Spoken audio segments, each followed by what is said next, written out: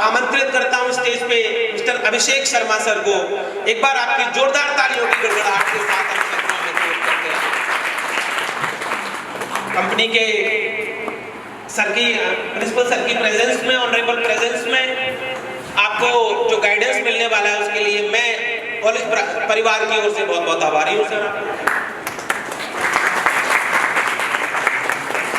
Hello everyone. My name is Abhishek Sharma. I am the founder and CEO of Learning Saint Private Limited.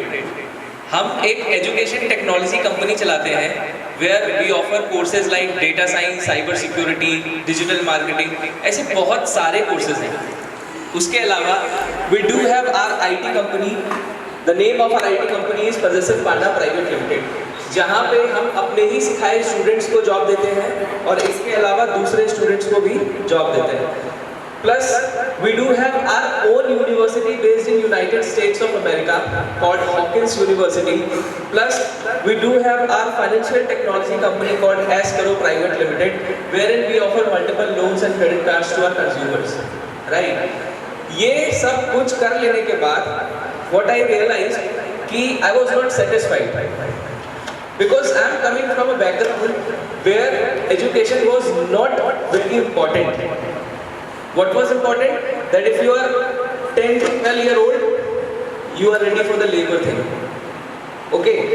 So coming from that background, standing here and giving you the seminar is a big achievement for me. So I want to celebrate that achievement with you guys. That is why I have designed a program जिसे हम कहते हैं personality development programme. अभी इसका motive simple सा सिर्फ ये है कि आप में से बहुत सारे बच्चे होंगे जो BBA, BTech, MCA, BCA बहुत सारे बैकग्राउंड से होंगे, लेकिन प्रॉब्लम जो है सबके अंदर वो ये है कि हम स्टेज को फेस नहीं कर सकते। यहाँ पे मैक्सिमम स्टूडेंट्स ऐसे हैं, अगर उन्हें मैं बुलाऊं स्टेज पे और उनसे कहूँ कि अपने बारे में बताओ या किसी भी टॉपिक पे कोई वार्तालाप करो तो आप नहीं कर पाओगे।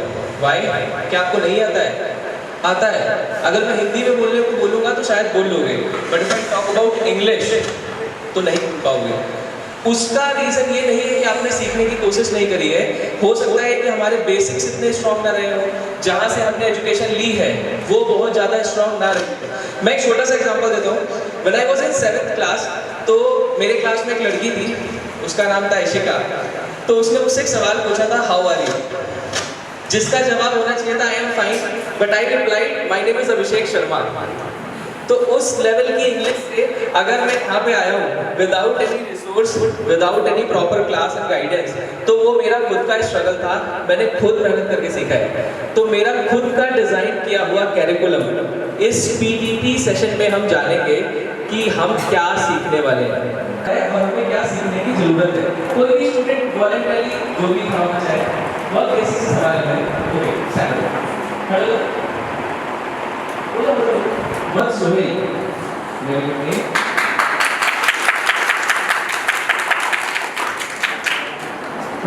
आपसे जनवरी फरवरी ऐसे होता है ना, आते हैं एक बार बोलो कर लिए। जनवरी, फरवरी, मार्च, अप्रैल, मई, जून, जुलाई, अगस्त, सितंबर, अक्टूबर, नवंबर, दिसंबर। अभी आप यही रहेंगे।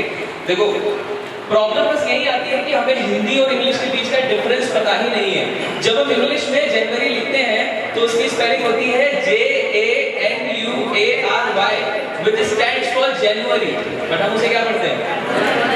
क्यों पढ़ते हैं भाई? हिंदी में लिखा जाता है। तो अब प्रॉब्लम कहाँ पे आई? हमें किसी ने बताया ही नहीं था। किसी ने बताया था क्या? कभी नहीं बताया। मैं बताता हूँ सही से प्रोनाउंसिएशन एक्चुअली होता कैसे। वी कॉल इट लाइक जनवरी, फरवरी, मार्च, अप्रैल, मई, जून, जुलाई, अगस्त, सितंबर, अक्टूबर, नवंबर, दिसंबर। ये होता है इंग्लिश में बोलने का तरीका। चलो डेज नेम भी कर लेते हैं साथ में। चलो डेज नेम बोला लो।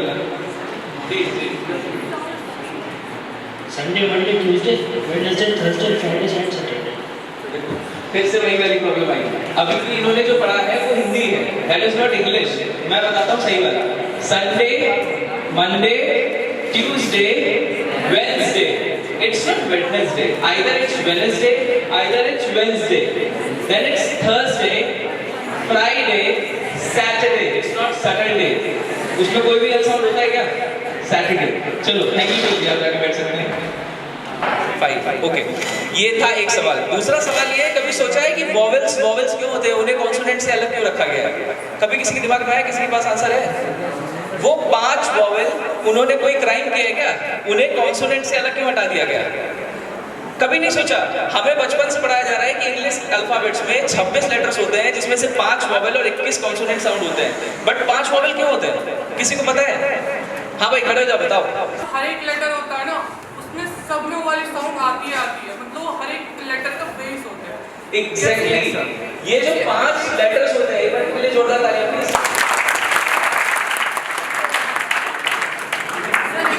एक्चुअली जैसे मुझे जैपनीज आती है, तो जैपनीज में यही बेस होता है, जैसे आ ई उ ए ओ। ये आ ई उ ए ओ सारे लेटर होते हैं ना, जिसमें हिरागाना और काताकाना, उनका हर एक चीज का बेस होता है।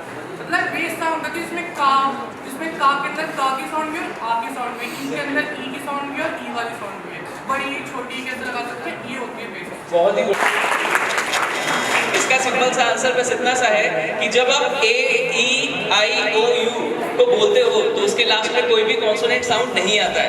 आता है क्या? नहीं आता ना।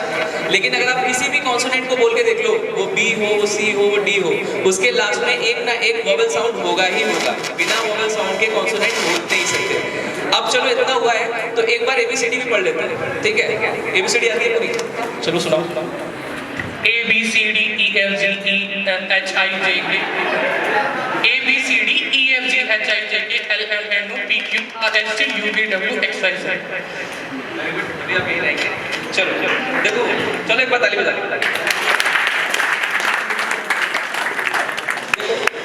The problem lies within us। Problem क्या? हमें लेटर्स का सही प्रोनाउंसिएशन नहीं आता है। जब हम किसी लेटर को प्रोनाउंसिएट नहीं कर पाएंगे तो लेटर से ही तो वर्ड बनता है, वर्ड को तो नहीं कर सकते। ए बी सी डी को प्रोनाउंसिएट करने का भी तरीका होता है, मैं पढ़ूंगा साथ में। मतलब A B C D E F, it's not F, it's F G. अब हम एच को पढ़ते हैं, एच, वो एच नहीं होता, वो एच होता है। H I J K L M N O P Q R R. हम हिंदी में, हम इंग्लिश में कैसे बोलते हैं? आर। आर बहुत ज्यादा प्रेशर देके नहीं बोलना होता है, इट्स आर। आर के बाद क्या आता है? एस, फिर टी, फिर यू, वी, डब्ल्यू नहीं। अच्छा अब देखो, डब्ल्यू क्या होता है? डब्ल्यू तो नाम होता है किसी का। It's W. डब्ल्यू में ला साउंड नहीं होता, it's W. X Y G. Exactly, किसने बोला जी? क्या बात है, इनके लिए एक बार जोरदार तालियां। Good morning, sir. I am Pratham Kadam. Good morning, everyone. I am Pratham Kadam. Currently, I am pursuing my BCA from JMS IT, and currently I am in my second year of my BCA. And my field of study is actually computer science with research and specialization in machine learning and data science. And I am also currently researching about deep learning. And my current research field is neuroscience, in which neuroscience I'm trying to find how the brain works actually, and how we can map this into the machine, so we can teach machine how to talk like humans. Alright, thank you. क्या नाम था आपका? मैं भूल गया। प्रथम जी, thank you very much. आप data science कर रहे हो? मशीन लर्निंग और डीप लर्निंग के बीच में डिफरेंस बता दो। Machine learning actually machine learning क्या होती है, कुछ स्टैटिस्टिकल फॉर्मूलेज होते हैं जिन्हें अप्लाई करके हम क्या करते हैं, कुछ प्रिडिक्शन कर सकते हैं। लेकिन डीप लर्निंग क्या होती है, हमारी न्यूरल नेट्स पे बेस होती है। जो हमारे गिलबर्ट सर हैं, जिन्होंने न्यूरल नेट्स के बारे में बताया है, क्या करते हैं, न्यूरल नेट जो होते हैं ना, परसेप्ट्रॉन पे बेस्ड होते हैं। और परसेप्ट्रॉन क्या होता है, हम पे कुछ फंक्शन लगे होते हैं, जिसमें हम कुछ भी डाटा पास करते हैं, उनको कुछ वैल्यू देते हैं। और इन परसेप्ट्रॉन को जोड़ जोड़ के करके हम एक न्यूरल नेट बनाते हैं, जिसमें हम फिर डाटा फीड करते हैं, तो उसके बेस पे और जैसे जैसे लर्न करता जाता है उसके बेस पे प्रेडिक्ट करता जाता है। बहुत ही बढ़िया, सबको समझ में आ गया? ताली बजा दो। तो प्रथम जी से मेरा सवाल था, मैंने उनसे उनका इंट्रोडक्शन पूछा था। इंट्रोडक्शन देने का एक तरीका होता है। सबसे पहले तो जब आपसे कोई आपके बारे में पूछता है तो वो सिर्फ आपके बारे में जानना चाहता है, तो बहुत अच्छी बात है उन्होंने अपना फैमिली बैकग्राउंड इंक्लूड नहीं किया था ना, वेरी गुड, बहुत अच्छी बात है। तो इंट्रोडक्शन कभी भी किसी को देना हो तो एक लड़की है, उसका नाम है नेहा, उसके बारे में जानते हो? शूट कर रहा हूँ नहीं जानते? चलो मैं बताता हूँ। एक वर्ड है नेहा, जिसको अपने दिमाग में रखना, wherein N stands for name, N stands for name, E stands for education, H stands for hobby and A stands for aim। जब तक आपसे कोई ये नहीं कहता give me your brief introduction, give me your descriptive introduction, तब तक इन चार चीजों के अलावा हमें कुछ और बताने की जरूरत नहीं होती है। और फैमिली बैकग्राउंड तो बिल्कुल भी इंक्लूड नहीं करना है, ठीक। अब पर्टिकुलरली नेम की बात कर लेते हैं। तो अगर किसी ने मुझसे पूछा कि मेरा नाम क्या है, तो मैं दो तरह से जवाब दे सकता हूँ। एक तो मैं कह सकता हूँ मेरा नाम अभिषेक शर्मा है, ये हो गया कॉमन मैन आंसर। एक मैं बोल सकता हूँ सेलिब्रिटीज वाला आंसर, जहाँ तक कि मेरे नाम का संबंध है, मेरा नाम अभिषेक शर्मा है। बेटर कौन सा है? Which one is better? First वाला कि सेकंड वाला? फर्स्ट वाला। क्यों भाई, कौन बोल रहा फर्स्ट वाला?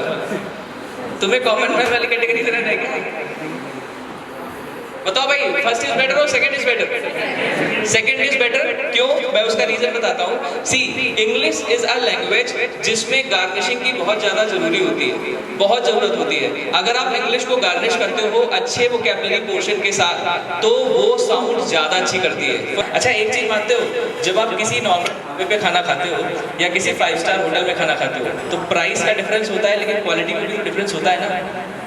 बताओ, होता है? क्या हम एंड्रॉइड को और आईफोन के लेवल को मैच कर सकते हैं? तो जो पहला वाला आंसर है दैट इज एंड्रॉइड, और जो सेकंड वाला है वो है आईफोन, उसके लेवल को नहीं मैच किया जा सकता। क्यों? क्योंकि हमने उसमें थोड़ा सा गार्निशमेंट किया है। करेक्ट? Very good. अब मैं प्रॉब्लम बताता हूँ। प्रॉब्लम क्या है कि ऐसा नहीं है कि हमें इंग्लिश बोलना नहीं आता है, आता होगा, फूटी फूटी तो बोल लेते होगे। प्रॉब्लम ये है कि जब भी हमसे कोई इंग्लिश में बात करता है, हमें उसे हिंदी में ट्रांसलेट करना पड़ता है। ऐसा ही होता है ना? जिसे भी इंग्लिश नहीं आती, सबसे पहले वो हिंदी में ट्रांसलेट करेगा, उसे समझेगा। फिर अगर आपको रिप्लाई करना है तो आप क्या करोगे? आप पहले हिंदी में सोचोगे, फिर उसे इंग्लिश में कन्वर्ट करोगे और इसके बाद आंसर करोगे। ऐसा ही होता है ना?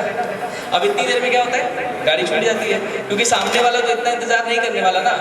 तो हमने एक 45 डेज का पीडीपी करिकुलम बनाया है, जिसमें हम आपको सिखाएंगे कि बेसिक से लेकर एडवांस तक की इंग्लिश कैसे बोली जा सकती है। करेक्ट? मैंने क्या बोला था कि मेरे से सवाल पूछा गया था, हाउ आर यू? मैंने उसका जवाब दिया था, my name is Abhishek Sharma. तो उस लेवल से अगर इस लेवल तक की इंग्लिश में बोल रहा हूँ, वो भी अपने मन से विदाउट रिसोर्सेज, तो वो मेरे खुद के रिसर्च किए हुए तरीके हैं, एक्सपेरिमेंट किए हुए तरीके हैं जो प्रूवन है। तो this programme will not be like any traditional English speaking classes, जहाँ पे आपको ट्रांसलेशंस पढ़ाए जाते हैं, इंग्लिश ग्रामर पढ़ाई जाती है। यहाँ पे प्रूवन एक्सरसाइजेस होती हैं, प्रूवन चीज़ें होती हैं जिससे आपको इंग्लिश बोलना आता है। एक मिथ है जो मैं और निकालना चाहता हूँ आप लोगों के दिमाग से। कोई बच्चा होगा यहाँ पे जिसे पता होगा कि अगर इंग्लिश ग्रामर आती है तो इंग्लिश बोल सकते हो। ऐसा है क्या? इंग्लिश स्पीकिंग का इंग्लिश ग्रामर से कोई लेना देना नहीं है। आपको अगर फ्लुएंट होना है तो ग्रामर को थोड़ा साइड में रखना पड़ता है। वैसा नहीं है कि मैं पास्ट की चीज़ बोल रहा हूँ तो मैं इधर बात लगा दूंगा।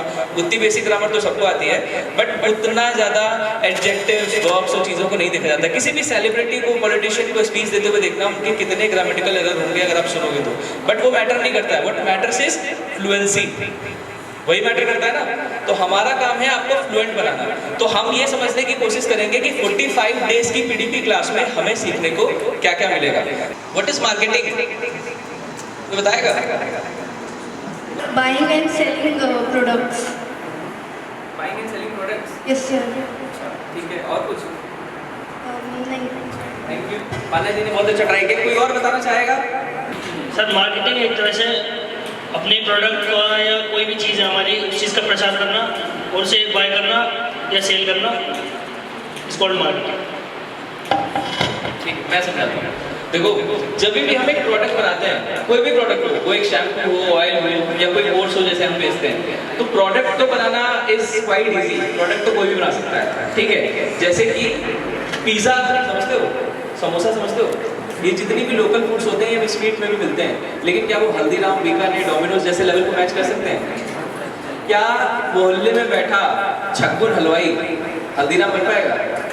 क्यों नहीं बन पाएगा? क्यों नहीं बन सकता बताओ? क्योंकि उसे मार्केटिंग नहीं पता है। आपने प्रोडक्ट तो बना लिया लेकिन आपको मार्केटिंग आती ही नहीं है। तो आप में से बहुत सारे ऐसे बच्चे होंगे जिन्हें एंटरप्रेन्योरशिप में इंटरेस्ट होगा, जिन्हें कभी ना कभी कोई ना कोई स्टार्टअप करके दुनिया की प्रॉब्लम सॉल्व करनी होगी और एक बिजनेसमैन बनना होगा। तो this PDP programme offers a 3 days workshop for entrepreneurship where we tell you कि कैसे एक कंपनी के स्टार्टअप के लिए आइडिया को रेज करना है, फंड को रेज करना है, ऑपरेशंस कैसे मैनेज करने हैं, एग्जीक्यूट कैसे करने हैं से लेके सारी चीजें आपको सिखाई जाती हैं। लिखने जाते क्या होता है? फेसबुक इंस्टा में आते होंगे, कौन रील बनाता है? लिंक्डइन एक प्लेटफॉर्म है जो प्रोफेशनल्स के लिए बनाया गया है। जैसे फेसबुक होता है, इंस्टाग्राम होता है, वहाँ पे पोस्ट कर सकते हैं, अपने थॉट शेयर कर सकते हैं, वैसे ही लिंक्डइन पे भी कर सकते हैं। द ओनली डिफरेंस इज कि वहाँ पे प्रोफेशनल लोग होते हैं जो किसी तरह के बिजनेस में, पॉलिटिक्स में, जॉब में इन्वॉल्व हैं। करेक्ट? तो लिंक्डइन को यूज करके ही एम्प्लॉयर्स एम्प्लॉइज को ढूंढते हैं। मतलब किसी भी कंपनी को अगर एम्प्लॉय ढूंढना है उसके लिए आपको कुछ सर्च नहीं करना होता। अगर आपने सही कीवर्ड्स लगाए हैं लिंक्डइन पे तो we include a 2 day special LinkedIn mastery class in this PDP programme. Again एक चीज होती है दुनिया में जिसे हम कहते हैं फ्रीलांसिंग। कौन कौन जानता है? कोई फ्रीलांसिंग जानता है क्या होती है? आ जाओ। क्या नाम है आपका? मनीष सिंह। मनीष। Yes sir. आ जाओ मनीष जी के लिए एक बार जुड़ा था। पास कोई भी स्किल्स है, उस स्किल्स को हम किसी क्लाइंट के लिए हम ऑनलाइन देते हैं, उसको बोलते हैं फ्रीलांसिंग। कैसी स्किल्स लाइक जैसे हमको ग्राफिक डिजाइनिंग आ गया, content writing, photo editing, video editing, web development, कोई सा भी हमारे पास स्किल है उसको हम ऑनलाइन जाकर किसी वेबसाइट पर भेजते हैं, जैसे कि fibre, Upwork, people per hour. काफी ज्यादा पता है मनीष जी को, जा सकता है मनीष जी।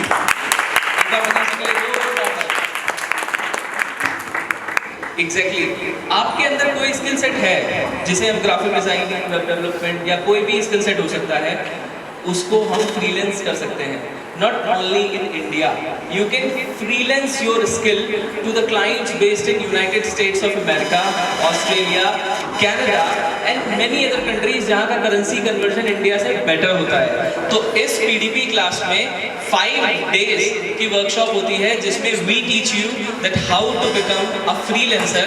तो फ्रीलांसर कौन लोग हो सकते हैं? जो लोग ऑलरेडी किसी जॉब में इन्वॉल्व हैं या वो स्टूडेंट्स हैं। अब हमें स्टूडेंट्स ऐसा तो नहीं है हमारे पास 2-3 घंटे का टाइम नहीं होता होगा। फ्रीलांसिंग की ब्यूटी ये होती है कि आप बाइंड नहीं होते हो टाइम में। आपके पास एक प्रोजेक्ट है, वो आप अपनी कन्वीनियंस के हिसाब से कभी भी कर सकते हो, इसीलिए आपको फ्रीलांसर कहा जाता है। ठीक है? तो फॉर एग्जांपल में से बहुत सारे ऐसे लोग हैं जिन्हें फोटो खींचने का शौक होगा, है ना, वीडियो बनाने का शौक होगा, वेब डेवलपमेंट आता होगा, जैसे प्रथम जी ने बताया वो डेटा साइंस कर रहे हैं, उनको डीप लर्निंग, मशीन लर्निंग जैसी चीजें आती हैं, तो हो सकता है उन्हें कोई प्रोजेक्ट बनाना आता हो। तो सोचो एक ऐसा क्लाइंट आपको मिल जाए जो आपको $20, $25 पर आवर दे और 10 आवर का प्रोजेक्ट अगर आपके पास हफ्ते में है तो आप अपनी स्टूडेंट लाइफ में भी महीने के 1 लाख रुपए कमा सकते हो। I have built my 5 companies by just working as a freelancer for the US clients. I never had any kind of investment. मैंने सिर्फ अपना मोबाइल और अपना लैपटॉप यूज करके I have built an empire जहाँ पे 100 से भी ज़्यादा लोग काम करते हैं, right?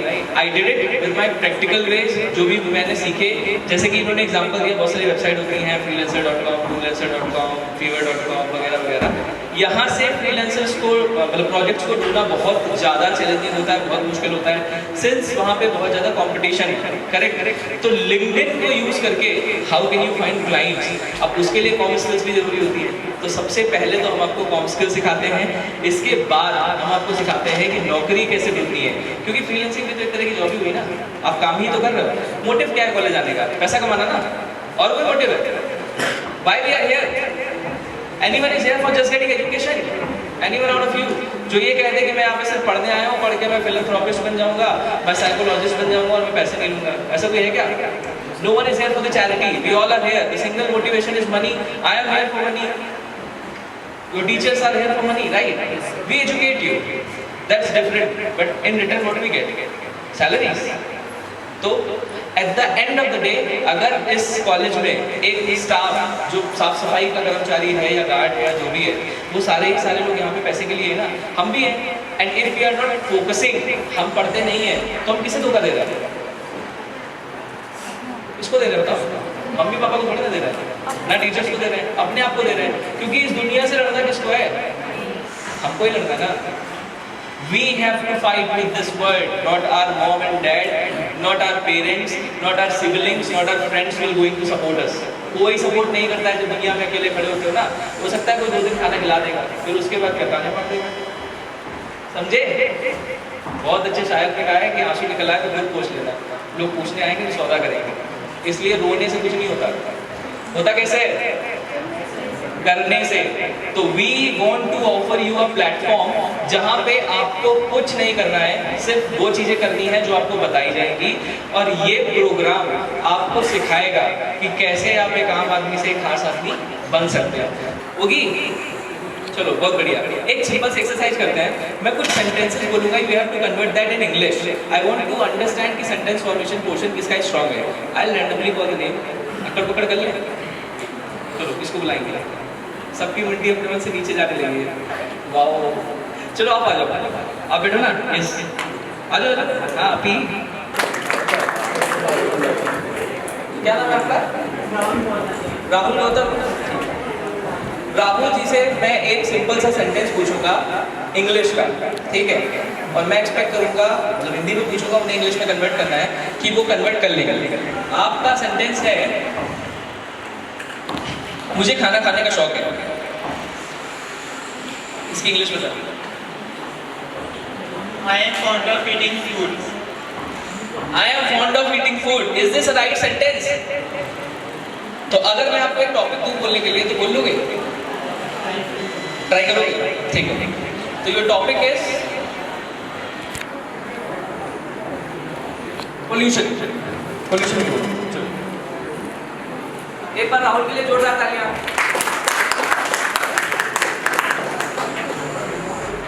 Pollution is a kind of dangerous air which harmful for our lives. Pollution is, through pollution we can face many problems. We can face many body. We can face many problems like respiratory problems, lungs problems, etc. There are many types of pollution: air pollution, land pollution, water pollution, and air pollution. Water pollution causes from throwing waste into the rivers, and air pollution causes through industries, and मेरे बोलने में और आपके बोलने में कितना difference है? Confidence का डिफरेंस है ना? क्या उसे आता नहीं होगा पोल्यूशन के बारे में? The only thing that he does not know is how to face people. अगर मुझे 10,000 लोगों के सामने में खड़ा करोगे तो मेरा कॉन्फिडेंस लेवल यही होगा? बताओ क्यों? मैंने कोई कोर्स किया है क्या? कोर्स किया है? Either I was born in America, ऐसा कुछ है? मैं तो हिंदी में बोल रहा हूँ ना। हिंदी में भी शायद हम चीज़ों को वैसे सोचते नहीं हैं, और इसकी गलती आपको नहीं दी जाती सिंस आपको ये चीज़ें पढ़ाई नहीं गई है। फॉर एग्जांपल अभी हमने बहुत बेसिक इंग्लिश पढ़ी थी कि ABCD को कैसे प्रोनाउंसिएट करना है, मंथ्स नेम को कैसे प्रोनाउंसिएट करना है, डेज नेम को कैसे करना है। तो जब ये सब बताया ही नहीं गया तो फिर कैसे बोलोगे? So this is our responsibility to tell you that what is the correct way of pronunciating anything, what is the correct way of sentence formation, and what is the correct way of presenting yourself before thousands of people. What is the correct way of dressing, what is the correct way of speaking. Right? हम अगर translate करने पे बैठेंगे तो हमें time लगेगा, क्योंकि हमें सेंटेंसेस को ज्वाइन करना नहीं आता। हमें ये पता ही नहीं है कहाँ पे कौन सी चीज़ रखी है। अच्छा एक बात बताओ, माला कैसे बनती है?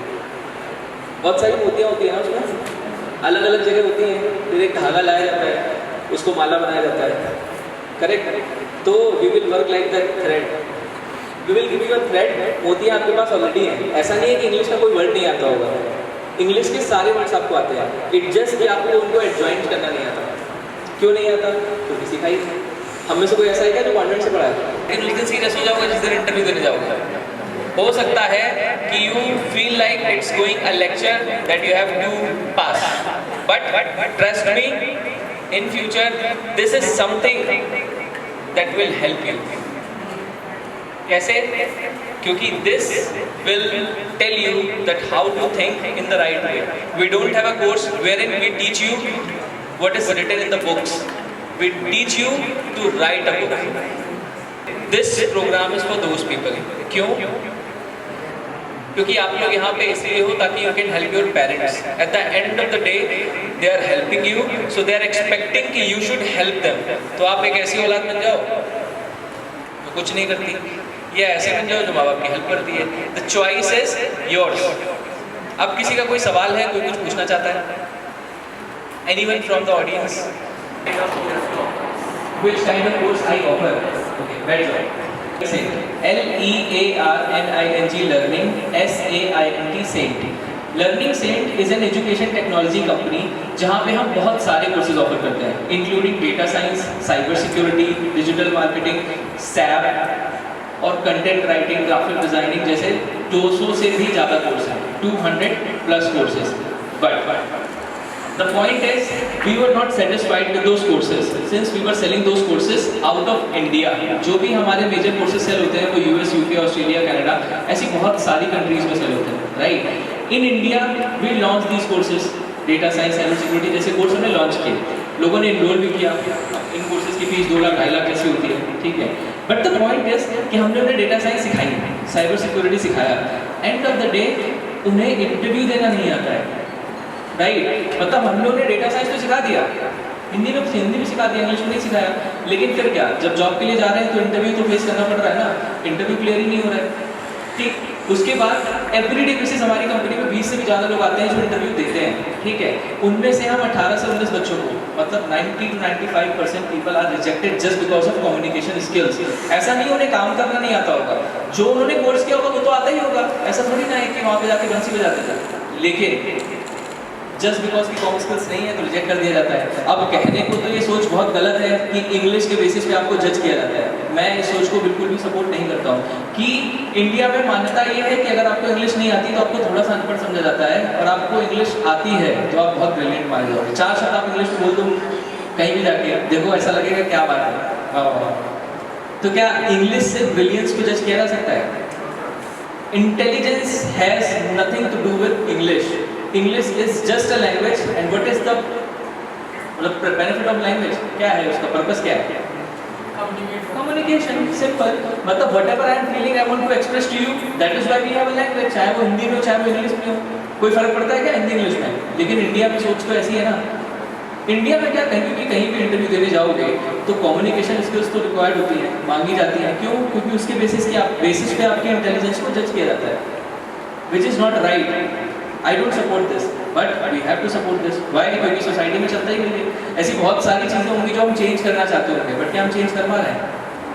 वो हमारे हाथ में नहीं है। हम सिस्टम नहीं चेंज कर सकते, बट हम सिस्टम में रहना सीख सकते हैं।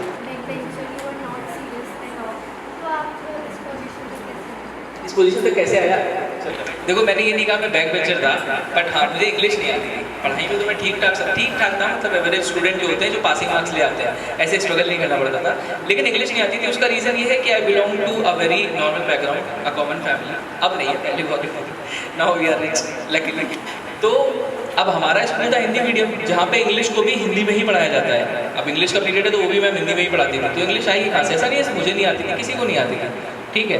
बट हो सकता है किसी को थोड़ी बहुत आती हो कि how are you, I am fine बोलते हैं, मुझे वो भी नहीं पता था, तो मैंने वो जवाब दिया। अब उसके बाद क्या हुआ कि मेरा नाम बदनाम हो गया स्कूल में।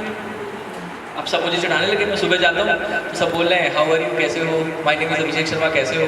तो मैंने स्कूल जाना बंद कर दिया। पापा ने पूछा 3-4 दिन बाद, पेट दर्द का बहाना बना दिया। 4 दिन बाद पूछा क्या हो गया भाई, क्यों नहीं जा रहे हो, बताया मैंने। तो उन्होंने मुझे समझाया, सी 2 तरीके हैं, या तो तुम यहाँ क्विट कर दो, पढ़ाई छोड़ दो और नौकरी करने लगो, कोई छोटे मोटे लेबर बन जाओ, ठेला वेला लगाने लगो, या फिर तुम पढ़ो और सीखो। तो अब मैंने सोचा मैं सीखूंगा, बट द प्रॉब्लम वॉज कि सीखो कैसे, क्योंकि स्कूल में कोई था ही नहीं जो बता सके। I went to the management, I told them कि भाई मुझे इंग्लिश सीखनी है, आप मुझे बताओ मैं कैसे सीखूँ। इंग्लिश के टीचर थे, उनसे बोला, उन्होंने कहा ठीक है ट्रांसलेशन पढ़ लो, बट क्या उससे सीख सकते हो? तब के ज़माने में internet was not available, YouTube नहीं था, और था भी तो उसको हम एक्सेस नहीं कर सकते थे, घर पे छोटा सा फोन था रिलायंस वाला, राइट। बट लकीली मतलब एक टीचर थे मेरे स्कूल में, उनका नाम था आनंद सर, उन्होंने मुझे थोड़ा थोड़ा गाइडेंस दिया है कि कैसे सीखा जा सकता है, ठीक है, विदाउट एनी रिसोर्सेज। तो मैं कुछ नहीं करता था, बस टाइम्स ऑफ इंडिया का एक न्यूज़पेपर लाता था एवरी संडे, 5 रुपये का पेपर आता था, और उसमें से एक पैराग्राफ को मार्क करके हिंदी टू इंग्लिश और इंग्लिश टू हिंदी की डिक्शनरी लेकर आया था, ठीक है। एक पैराग्राफ को मार्क किया, उसमें ना वोकैबुलरी जो यूज़ होती है बहुत एडवांस लेवल की होती है। कभी भी टाइम्स ऑफ इंडिया किसी ने पढ़ा है? किसने पढ़ा है? आपने पढ़ा है? तो टाइम्स ऑफ इंडिया में जो वोकैब यूज होती है वो बहुत एडवांस होती है। उसके जो इंग्लिश स्पीकर्स होते हैं, जो एडिटर्स होते हैं वहाँ पे, वो बहुत अच्छी इंग्लिश वाले होते हैं। फॉर एग्जाम्पल, अजनबी को इंग्लिश में क्या बोलते हैं? स्ट्रेंजर। लेकिन अगर आप टाइम्स ऑफ इंडिया पढ़ रहे हो तो वहाँ पे स्ट्रेंजर नहीं बोलेंगे, वहाँ पे बोलेंगे बिजार। बिजार सुना है कभी? BIZZARE, जी माने जेड, जिसको जेड बोलते हैं, समझे? तो मैंने वही बोला ना, इंग्लिश तो सब बोल लेते हैं, मतलब बहुत जो भी बोल लेते हैं वो बोल लेते हैं, बट क्या आप एक एडवांस इंग्लिश, क्या आप एक अच्छी इंग्लिश बोल पा रहे हो? वही है सवाल अभी भी। ठीक, हाँ। तो फिर उन्होंने मुझे कहा कि एक न्यूज़पेपर लेकर आओ, मैं उसमें से एक पैराग्राफ निकालता था, जो भी वर्ड्स मुझे मिले कि इनका मतलब मुझे नहीं पता, पैराग्राफ तो खैर पूरे नहीं समझ में आता था, उसको मैं इंग्लिश टू हिंदी वाली डिक्शनरी से निकाल लेता था, ठीक है। उसके बाद मेरा काम होता था एक वर्ड पे 10 सेंटेंसेस बनाना जो हम आम मर्रा जिंदगी में यूज़ करते हो। जैसे कि पापा घर आते वक्त कुछ ले आना, मम्मी टंकी में पानी भर गया, मम्मी खाने में क्या बनाया, इस तरह की चीज़ें जो हम डेली लाइफ में बोलते हैं। तो अब सोचो मैं डेली 5 वर्ड या 10 वर्ड भी अगर लिख रहा हूँ तो एवरेज 50 सेंटेंस अगर मैं पकड़ लूँ तो एक हफ्ते में कितने सेंटेंस हो गए? 6 दिन के हिसाब से 300 हो गए 50 के हिसाब से, तो एक महीने में कितने हो गए? 30 दिन के हिसाब से। बताओ भाई गणित के कौन है यहाँ पे? 300 into 30 कितना होगा? 9000। अच्छा सही है, मुझे नहीं पता, मुझे मैथ नहीं आती, हो सकता है सही हो। तो अगर आप इतने सेंटेंसेस पढ़ रहे हो एक महीने में, तो उसके आउट ऑफ कोई इंग्लिश होती है क्या? उससे बाहर कोई इंग्लिश नहीं होती, उतनी ही होती है। तो इट्स नॉट कि you don't know, it just you don't know the right वे। तो वही हमारा काम है कि आपको सही रास्ता बताना कि एक्चुअल में सीखना कैसे है। Correct? I answered yourself? Thank you. ये सारी जो भी चीज़ें हैं ये आपके मैनेजमेंट से आपको इन्फॉर्म कर दिया जाएगा। We have been invited to give you the demo session for 1 hour, जिसमें हम आपको ये बता सकें कि हम आपको क्या सिखाने वाले हैं। हाँ सर, आप कुछ पूछने वाले हैं? आई गेस नहीं, शायद उनके कपड़े खराब हो गए थे, सही करेंगे। हाँ, तो ये जो भी चीज़ें हैं आपकी मैनेजमेंट की तरफ से आपको इन्फॉर्म कर दी जाएंगी। आप मुझसे ये पूछ सकते हैं कि हम क्या पढ़ाने वाले हैं, कैसे पढ़ाने वाले हैं, और मैं क्यों इतना कॉन्फिडेंट हूँ कि मैं आपको सिखा दूंगा। ऐसा सवाल नहीं किसी का? हाँ जी पूछिए। सर आपके प्लेटफॉर्म, आपके कोर्स में क्या चीज़ अलग है? क्या चीज़ अलग है? ये बहुत अच्छा सवाल है, इनके लिए एक बार जोरदार तालियां। देखो मैंने बोला ना, गूगल में जाके एक बार लर्निंग से सर्च करना, डिफरेंस क्या है मैं बताता हूँ। वी हैव अ कंपनी जिसका ऑल अराउंड टर्नओवर 100 करोड़ है। मैं एक कंपनी का मालिक हूँ जिसका टर्नओवर 100 करोड़ है। उसके बाद भी अगर मैं खुद इस कोर्स को पढ़ाने जा रहा हूँ, ओके, तो I have not told this, मैं इस कोर्स को खुद पढ़ाता हूँ। This course has been designed by me, curriculum मेरा डिज़ाइन किया हुआ है, तो मैं खुद इसे पढ़ाता हूँ। क्यों पढ़ाता हूँ? कोई CEO पढ़ाता है क्या? मेरे पास बहुत सारे काम होते हैं। तो ऐसा नहीं है we are doing this for money, we are doing this because this is my real struggle story, जहाँ पे मैंने खुद स्ट्रगल किया है। तो I wanted to do something for the students like you. हो सकता है बहुत सारे लोग मुझसे कनेक्ट कर रहे हो, बहुत सारे लोग नहीं भी कर रहे होंगे, बहुत सारे लोग मजाक बना रहे होंगे, बहुत सारे लोग टाइम पास कर रहे होंगे। I have nothing to do with them. The point is कि जो लोग कनेक्ट कर पा रहे हो वही है मेरी टारगेट ऑडियंस। मैं खुद चाहता हूँ इस कोर्स को सिखाना, ताकि आप में से कोई भी ऐसा इंसान जिसने कभी भी कोई प्रॉब्लम फेस करी हो भी फ्यूचर में ना करे, क्योंकि मैंने बहुत सारी फेस करी है। तो मैं नहीं चाहता कोई दूसरा अभिषेक शर्मा बने कि प्रॉब्लम फेस करे। अगर आपको आता है, आपके पास सही प्लेटफॉर्म है, तो फिर आपको स्ट्रगल नहीं करना पड़ेगा। इसको फेस करने के बाद जब मैंने इस कैरिकुलम को डिज़ाइन किया था तो मुझे पता था कि इसमें कोई फेल हो ही नहीं सकता, क्योंकि मैंने 1000 टाइम फेल होकर ऑलरेडी देख लिया है। उसके बाद ही मैंने सिलेबस तैयार किया। उसमें वो चीज़ें हैं जो मेरे फेल्योर से सीखी है मैंने। तो जिस चीज़ को सीखने में मैंने 8 साल लगाए हैं, I want to teach you all of that in 45 days only. तो in these 45 days, I will not give you the training of 45 days. I will share my experience of 8 years of failure and success, and the balance between failure and success. Right? और कोई सवाल पूछना चाहता है कोई? If you are someone जो अपने आप पे मेहनत करने के लिए तैयार है, तभी इनरोल करना, नहीं तो मत करना। I am advising you not to enroll, क्योंकि we are the people, we will push you to learn. हम आपको सिखाएंगे, हम आपके पीछे पड़ जाएंगे, काम करके नहीं होगे, आपके पेरेंट्स से बात करेंगे, आपकी फैकल्टी को कंप्लेन करेंगे। तो never enroll in this program if you are someone, if you are a backbencher, you don't want to study. If you want to study, then only enroll. Alright guys, thank you very much. It was a lovely day coming here, and thank you to all the faculty members and the staff and the principal.